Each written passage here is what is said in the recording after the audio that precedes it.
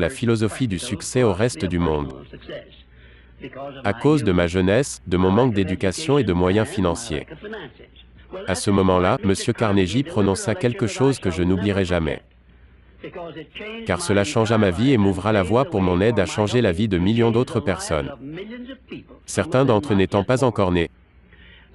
J'attire votre attention sur un grand pouvoir qui est sous votre contrôle, dit M. Carnegie. Un pouvoir plus grand que la pauvreté. Plus grand qu'un manque d'éducation. Plus grand que tous vos échecs et superstitions réunis. C'est le pouvoir de prendre possession de votre propre esprit et le diriger vers le but que vous souhaitez. Ce pouvoir profond, continua M. Carnegie, est le cadeau du Créateur, et il doit être considéré comme le plus grand de tous ses dons à l'homme, car c'est la seule chose sur laquelle l'homme a le complet et irréfutable total contrôle. Quand vous parlez de votre pauvreté et de votre manque d'éducation, M. Carnegie expliqua, vous dirigez simplement le pouvoir de votre esprit pour attirer ces circonstances indésirables, car il est vrai que tout ce qui nourrit votre esprit l'attirera vers vous. Maintenant vous comprenez pourquoi il est important que vous reconnaissiez que tout succès commence avec un but clair et précis. Avec une image claire dans votre esprit de ce que vous désirez précisément dans la vie. Puis, M. Carnegie continua son discours avec la description d'une vérité universelle qui me marqua l'esprit. Cela me fit changer de perspective sur la vie et me fit choisir un but tellement plus haut que tout ce que j'avais accompli, que cela choqua mes amis et ma famille quand je leur en ai parlé. M. Carnegie dit, « Tout le monde naît avec la faculté de contrôler son esprit et le diriger sur ce qu'il veut, mais chaque personne vient au monde avec deux enveloppes scellées, l'une avec inscrit dessus. Tu pourras apprécier la richesse si tu prends possession de ton esprit et le rediriges sur tes propres choix,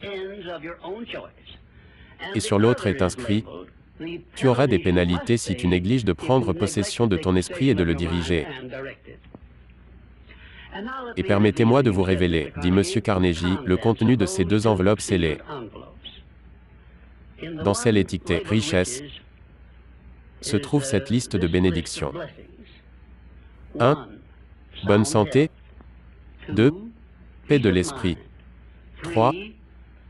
L'amour de tes propres choix. 4. Libéré de l'échec et de l'inquiétude. 5. Une attitude positive. 6. Les richesses matérielles de ton choix. M. Carnegie continua. Dans l'enveloppe étiquetée « Pénalité » se trouve la liste du prix que l'on doit payer quand on néglige de prendre possession de son esprit. 1. Mauvaise santé. 2. Peur et inquiétude. 3. Indécision et doute. 4. Frustration et découragement. 5. Pauvreté. 6. Et tout un ensemble de mots tels que avidité, jalousie, colère, haine et superstition. Ma mission est d'aider tous ceux qui ont besoin d'aide pour ouvrir l'enveloppe étiquetée « Richesse ». Et le point de départ par lequel vous devez commencer afin de réussir pour le reste de votre vie, je vais vous le décrire en ces simples instructions. 1. Procurez-vous un carnet de notes